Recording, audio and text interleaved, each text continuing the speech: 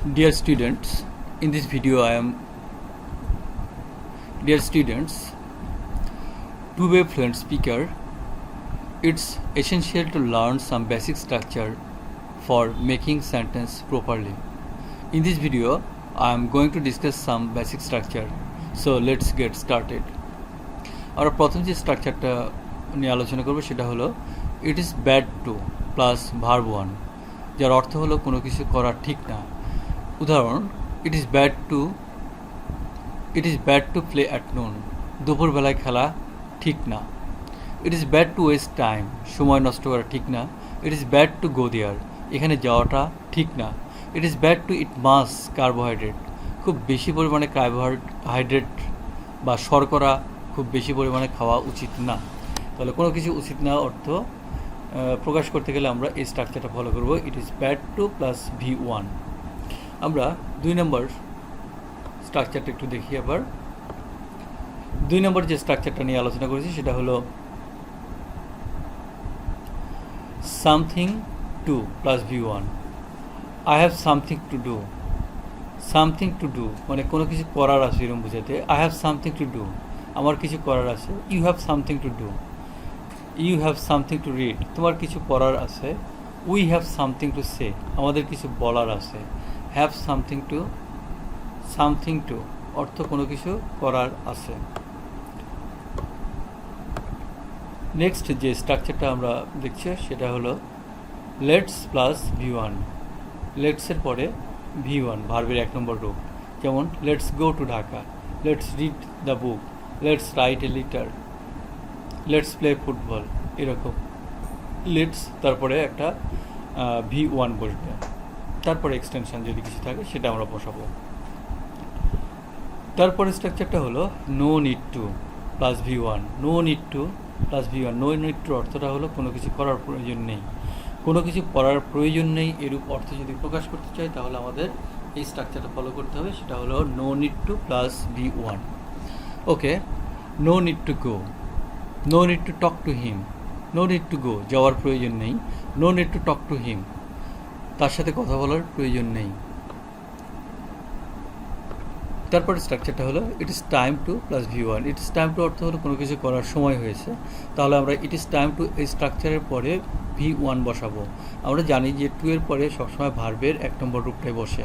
Okay, it is time to অর্থ সময় হয়েছে, তাহলে আমরা উদাহরণ দেখি। ইট ইজ টাইম টু গো, এখন যাওয়ার সময় হয়েছে। ইট ইজ টাইম টু রিড, এখন পড়ার সময় হয়েছে। বা ইট ইজ টাইম টু প্লে, এখন খেলার সময়।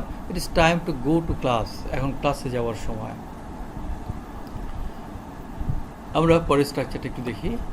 B true two plus V1। B true two মানে বি ট্রু টু গো, ঠিক যেও কিন্তু। Be true to come at 6 PM, ঠিক সন্ধ্যার 6টার সময় এসো কিন্তু। Be true to do the work, কাজটা করো কিন্তু। এরকম কোনো কিছু করো কিন্তু বুঝালে আমরা B true two plus V1 এই স্ট্রাকচারটা ফলো করব। তারপরেরটা হলো 18 নম্বর try to plus V1। Try to অর্থ চেষ্টা করা। ট্রাই টু আন্ডারস্ট্যান্ড, বোঝার চেষ্টা করুন। Try to do the work again, আবার কাজটি করার জন্য চেষ্টা করুন। Next stop plus verb plus ING। Stop writing, লেখা বন্ধ করো। স্টপ প্লেয়িং ফুটবল, ফুটবল খেলা বন্ধ করো। ডোন্ট স্টপ টকিং, কথা বলা বন্ধ করো না। তাহলে স্টপের পরে ভার্ব, ওই স্টপ আর পাশাপাশি দুটো ভার্ব হলো তো তার সাথে yes. Next sorry start plus verb plus ING। আমরা যেমন দেখলাম যে স্টপের পরে যে ভার্ব আসবে সেটার সাথে যেমন ING হয়, ঠিক তেমনি স্টার্ট ভার্বের পরেও স্টার্টের পরে যদি ভার্ব আসে সেই ভার্বের সাথে ING হবে। তো স্টার্ট রাইটিং, লেখা শুরু করো। স্টার্ট রিডিং দ্য বুক, বইটি পড়া শুরু করো। স্টার্ট সিঙ্গিং নাও, এখন গান গাইতে শুরু করো। ওকে, তারপরের স্ট্রাকচারটি হলো at the time of plus verb plus ING। At the time of মানে কোনো কিছু করার সময়ে। At the time of verb plus ING কোনো কিছু করার সময়। At the time of reading পড়ার সময়। At the time of eating খাওয়ার সময়। At the time of cooking rice he phoned me, রান্না করার সময় আমাকে সে ফোন করলো। আমরা 22 নাম্বার যে স্ট্রাকচারটা নিয়ে কথা বলবো সেটা হলো go on plus verb plus ING. গো অনের পরে যে ভার্বটা আসবে সেই ভার্বটার সাথে আইএনজি হবে। গো অন অর্থ চালিয়ে যাওয়া। গো অন রাইটিং, লেখা চালিয়ে যাও। ডোন্ট গো অন প্লেয়িং, খেলা খেলা চালিয়ে যেও না অথবা খেলা বন্ধ করো। তারপরে আমরা শিখব ইফ সাবজেক্ট প্লাস হ্যাজ অথবা have been plus V3। If you have been told, যদি তোমাকে বলা হয়ে থাকে তাহলে ইফের পর সাবজেক্ট প্লাস হ্যাজ অথবা হ্যাভ বিন তার V3। If you have been told, যদি তোমাকে বলা হয়ে থাকে। If she has been invited, তাকে যদি আমন্ত্রণ জানানো হয়ে থাকে। If you have been paid, যদি তোমাকে পরিশোধ করা হয়ে থাকে। তাহলে যদি তোমাকে কোনো কিছু করা হয়ে থাকে এরূপ বোঝানো হয় তাহলে if you have been, or if subject have been অথবা হ্যাজ বিন, এই স্ট্রাকচারটা আমরা ফলো করব। নেক্সট স্ট্রাকচারটি হলো as plus adjective, as plus adjective. Okay, as good as bad, যেমন সে যেমন ভালো তেমনি খারাপ। As good as bad. তারপর আমরা এভাবে বলতে পারি he is as good as bad, যে সে যেমন ভালো তেমনি খারাপ। He is as happy as sad, সে যেমন সুখী তেমনি দুঃখী।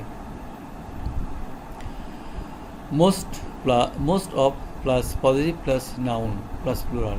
মোস্ট অফের পরে একটা পজিটিভ ফর্ম বলবে। পজিটিভ ফর্ম কোনগুলো? মাই, ইয়োর, দেয়ার, এগুলোকে পজিটিভ ফর্ম বলে। যেগুলোর অর্থ হলো অর্থের সাথে র থাকে, মানে আমার, তোমার, তাদের ইত্যাদি, এটা হলো positive form.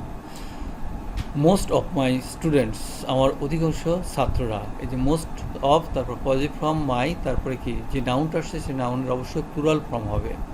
Most of my students, আমার অধিকাংশ শিক্ষার্থীরা। মোস্ট অফ মাই ফ্রেন্ডস, আমার অধিকাংশ বন্ধুরা। মোস্ট অফ ইউর ব্রাদার্স, তোমার অধিকাংশ ভাইয়েরা। ওকে, আমরা এখানে 12টা স্ট্রাকচার নিয়ে আলোচনা করলাম। এইভাবে আমি নিয়মিত ভিডিও দিতে থাকবো এবং প্রত্যেক দিন কমপক্ষে 10টি করে স্ট্রাকচার নিয়ে আলোচনা করব। আশা করা যায় কেউ যদি এই ভিডিওগুলো ফলো করতে থাকে তাহলে সে খুব সহজেই ইংলিশ শিখতে পারবে এবং সে ফ্লুয়েন্ট স্পিকার হতে পারবে। So thanks for watching this video and I invite you to watch my next video, and for this reason you have to subscribe my channel and click on notification bell so that you will get my next video. Okay, goodbye.